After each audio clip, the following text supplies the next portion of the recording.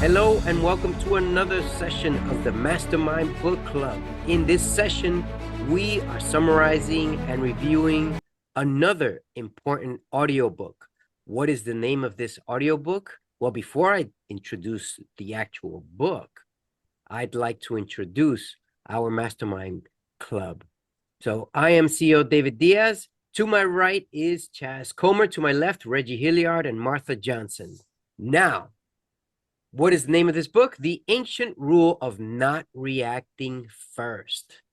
It's a very, very important, powerful audiobook. And I'd like to call on Reggie Hilliard to give his first impressions on this book. Hey everyone, Reggie Hilliard at the Mastermind Book Club. This book has some very great, good, wonderful information. So what I'll touch on is just having power and mastery over yourself, which is really what one of the things this book really touched upon, being able to not react to situations, things that come up, because once you do that, essentially you lose, right? Because as soon as you react to something, you kind of allow your energy, your emotions, somebody else's, what they say, or some outside stimulation or situation to get the best of you. And then you end up in a situation where you're out of control. And the goal would be for you to not be out of control, to continue to stay in control. One of the ways in which the book touched on is, instead of being reflexive, which a lot of that is coming from the way you've been taught, the way you've learned different things, is the way how to deal with situations and such. Instead of being reflexive, where you just have this body reflex and react a certain way, be reflective. So sit there and kind of think about what it is that's going on around you before you act on it. And reflecting is a big way to do that, right? You take a pause, you put some time into just really analyzing the situation, what's going on, and then you come up with maybe a better approach, a better way to respond to that. One other thing I'll touch on, because I did this 10-day silent meditation, and this book brought that into my head as far as how that meditation works. It's called Vipassana. The whole technique is basically sitting with yourself and meditating. And when you feel certain things come about as feelings in your body, you can responses in your body. The goal is to not react to them, but just to acknowledge them. And if you do that enough, you just keep acknowledging those things as opposed to reacting to them, you'll allow them to kind of come to the surface and pass.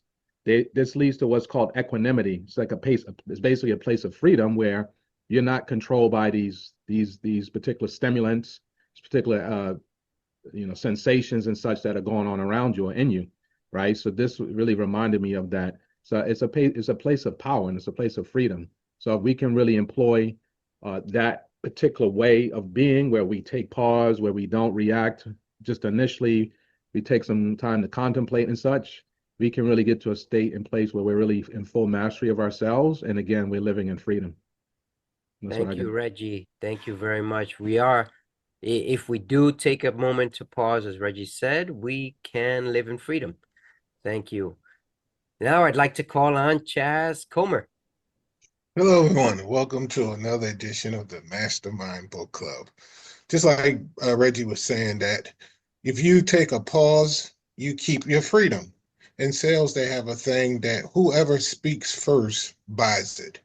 The book mentions something about a gift not accepted. So if someone has a dog for you as a gift, and you don't take the dog, then you don't have to walk the dog, you don't have to feed the dog, you don't have to do anything. You don't have to train the dog. But who does it rely on? Who does it fall back on? That gift actually falls back on the person who was trying to give it to you. So many times in life, people are trying to give us their stuff.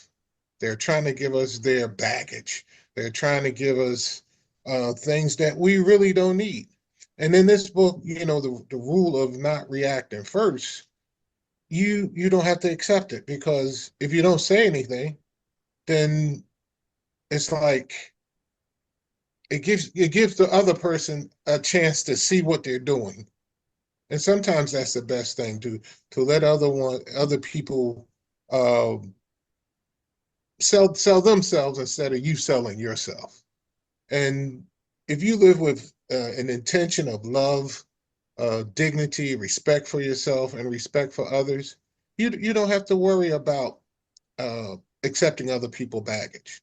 The book talks a lot about being, I guess, really sound within yourself. I had to learn this when I was younger, not to let people get your goat, as old people used to say. Don't let anyone get your goat. Uh, I don't know if any of you, well, I'm a little older, probably one of the older ones on the panel, but they used to play the dozens. And people would pick on you because maybe they didn't like you or they want to start a fight with you. So they'll start talking about your mother and, she wear combat boots or anything to make you mad, to make you react, in a negative way. And you have to like my favorite book says, don't let anybody steal your joy. And keep control of your own thoughts. And it talks about breathing. They also mention meditation, relying on someone you can trust to help you talk out any issues within yourself that might cause you to be triggered. So these things are stuff that you have to work on constantly. It takes a while, like the old people say, not to let anyone get your goat. So let them keep their dog and you keep your goats. Thank you. Good joke there. Let them keep their dogs, and you keep your Yeah, jokes. Very good, very you good. keep your Thank you, goats. Chad. Yeah, you keep your goats. Now I'd like to call on Martha Johnson. Hello, everyone. I'm happy to be here with you guys and all the panel and all the people watching this show, this incredible book, and your motivation and your personal transformation. It's something, try to be, not take personal, to be impulse in the first moment with something bothered you, have to be, try to be a stillness, It's something outside, stress you, control yourself, because it's not the reaction, it's not what the situation is, it's your reaction with this matter. And this book has some kind of rules. They say you have to uh, have a peace, have a judgment. You have to respond with the intention and try to prevent emotions. And another thing that like Taoism say, the good fighter never lose his temper. Is a good fighter. And wise people, they are rational and they try to respond with intelligence. They don't want to respond like very very angry, because this is going to affect our lives. It's going to affect our emotions. It's going to affect our body. It's going to affect our health too. It depends how we react.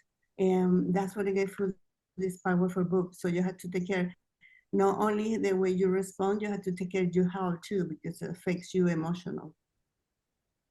That is the truth. It's not only about responding, but you have to take care of your health, because it does affect people emotionally if they're not careful. Now, I got two very important things from this book. Number one, the actual title gives a huge part of it away. The ancient rule of not reacting first. And Chas Coleman said, pause. I'd say stop before you respond, because silence is more powerful. And so when you stop before response, it just makes you have more control of the situation. I know that if you get, God forbid, if you get into a car accident, the other person will come out, even if it's their fault, usually, and they'll say it's your fault. You do not have to respond in that way. Think about a smart response so that it doesn't affect you or them, because we're getting to a point in life where people are just becoming angry for nonsense, and they want to settle it then and there by fighting or something, similar to that, or worse, and God forbid. Three is just create space between you and the situation. You don't necessarily need to respond that second unless you have become so in tune into your responses, either through meditation, through actual silence, you shouldn't respond right away. And just observe your circumstances. And lastly, think before you react. Just as Reggie says about meditation, I did 30 minutes of somewhat meditation today, thinking about things that I want to do, and it makes all the difference. You don't have to have the perfect answers in one session of meditating, but you do have to get started in order to learn. So practice silence. Now, I do want to ask my mastermind group some questions here, very simple in reference to this book. All right. Now, I'm going to just go over one topic for each of you so that you each have a different one to answer. Okay. Number one, this book points into inner peace. How does it point? I just need one of you to answer that one, and then I'm going to ask a different one. Well, the inner peace is the peace of being silent within yourself. The book talks about not beating yourself up with your own thoughts or bullying yourself with your thoughts, which was pretty good because a lot of times we don't need anybody to pick on us. We pick on ourselves. We say, oh, you big dummy, you shouldn't have done that. Or, you say something negative towards your own self where you should realize that you're beautiful and wonderfully made by the Creator. And that even though we make mistakes, we're still blessed and highly favored. That's correct. And just two quick things. One is reduce the stress. The reacting quickly to a situation because it seems like it's the worst thing that you're going through. There's more than one way to look at things. And, some people don't notice. Like today, I saw this video of a child that was on a sidewalk, and all of a sudden some insect bit him and he was scratching himself, and he walked away, and within seconds, a car hit a tree in that same spot. So wow. Don't think that the worst is happening because it is necessarily the worst. It could be because something better is coming about and it's saving you from that. The next question I want to ask, in reference to increased self-control, and probably this is more for Reggie because of what he said as he was summarizing this book, or let me know, Reggie, maybe I'm picking on you and you might not be ready for this. Increased self-control. What did you learn in reference to that?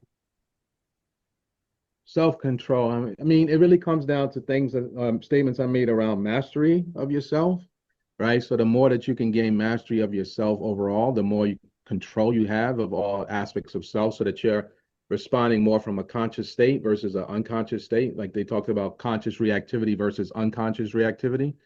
When you're doing things unconsciously, especially like with all the programming that many of us have, and there's a lot of quote unquote bad programming, and you end up responding to things in a way that's not the most beneficial or the most pleasant or the most congenial or what have you, versus like when you're conscious as you're doing things, you could still have some of that programming, but actually you're gonna stop yourself in your tracks. So you may say it, and right behind that, you might actually then kind of clear yourself, say something like kind of more on a positive to kind of revert what it is that you said, or retract, if you will, what you said, right? So there's really that constant, or that place of mastery of self. So the more we can do the work to get to that state of mastery, which a lot of different things can get you there, and I talk about them, in other talks and book clubs and just conversations I have overall with just, meditation and, things like, breathing techniques and sitting quietly and just, just a host of other things, sound baths, all these things that can kind of help to reset your central nervous system, clear you out of like negativity and void and stuff that's going on inside of you, a lot of the noise.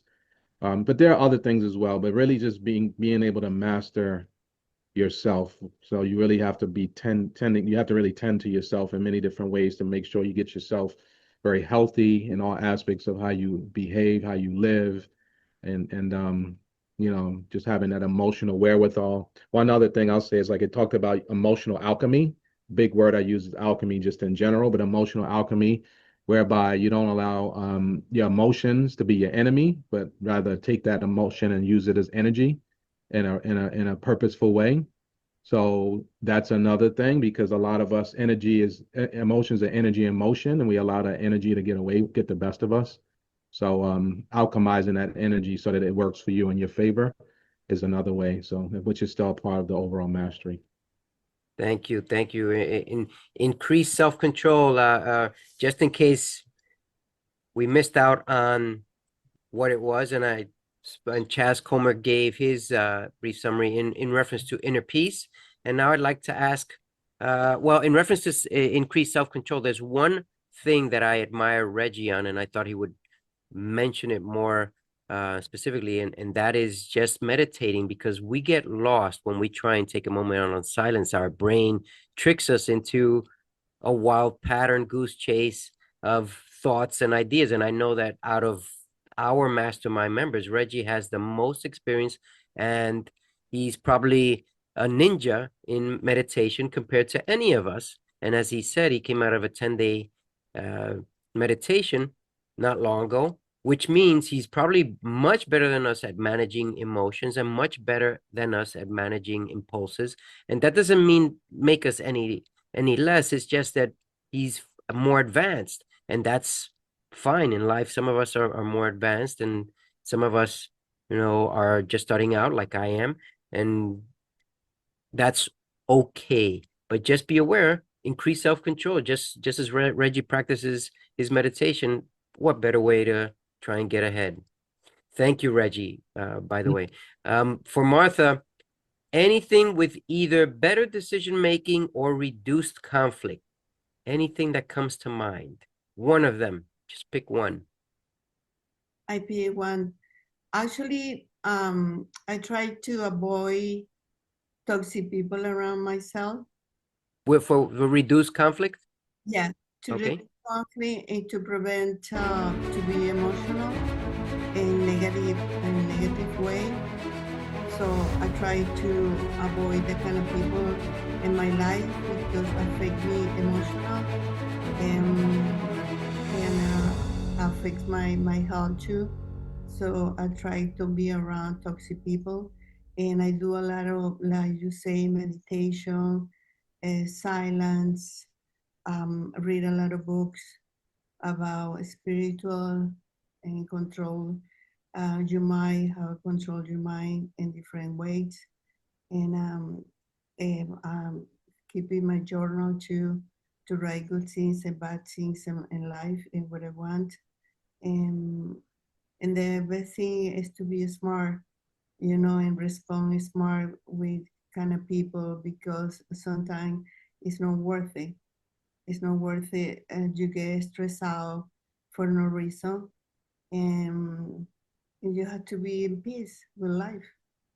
You don't have to be fighting. You don't have to be angry. Just avoid people and live the best you want, and that's it. Thank you, Martha Johnson. Reduce conflict, not reacting, because sometimes we react way too fast, not reacting quickly, and we might regret our actions. And that's happened to me, and I'm certain that's happened to many of our listeners. Better decision making. Silence gives you time to think. So if you need a moment to think, then you should be in control by demonstrating that. I need a moment to think. Overreacting quickly is not the best answer. Silence is a powerful tool, and that's one of the things that we comprehend. And Reggie, as our master in meditation, practices silence as a powerful tool to get from where you are right now to where you want to be, and it helps to respond in a much better tone than reacting impulsively. For example, if someone just shouts at you in the middle of some meeting and says, "You are the worst person to do this," why would you react to that? Just stay quiet. Or wait a moment, pause, and then say, I'm sorry. What did you say? Most likely, they won't repeat it.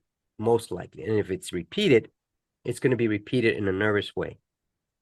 So there are plenty of ways to respond. And that's what Reggie, Chaz Culmer, Marth Johnson, and myself, CEO David Diaz, are here to assist you in where you are today to where you want to be. This is the Mastermind Book Club thanking you. And until the next one, we'll review another empowering book. Take care.